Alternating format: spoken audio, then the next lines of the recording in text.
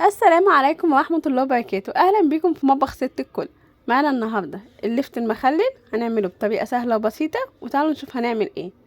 معانا هنا اللفت بتاعنا زي ما احنا شايفينه كده، انا منضفاه وغسلاه كويس وصفيته تماما من المية، وهنقطعه بالشكل ده. معايا هنا قطعت المخلل، هنقطعها صوابع كده زي ما احنا شايفين بالسمك ده.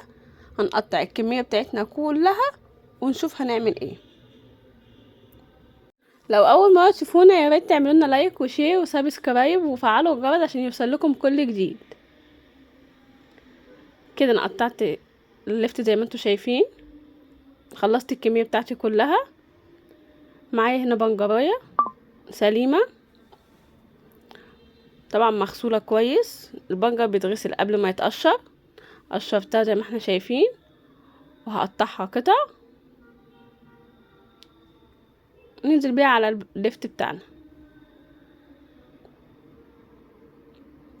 معانا معلقتين ملح خشن، اهم حاجه الملح الخشن يا جماعه، اي مخلل ملح خشن. معلقتين ملح خشن كبار، ومعلقه سكر ورشه شطه.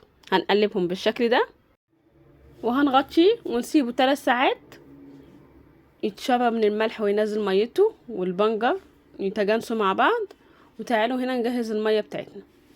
معانا هنا ميه مغليه، هي معلقه ملح كبيره، ملح خشن برضو، وبنجرايه صغيره. هنقلبهم وندوب الملح بتاعنا كويس، وهنسيب الميه تبرد خالص. بعد الميه بتاعتي ما بردت، نحطت اللفت بتاعي في برطمان زي ما احنا شايفين.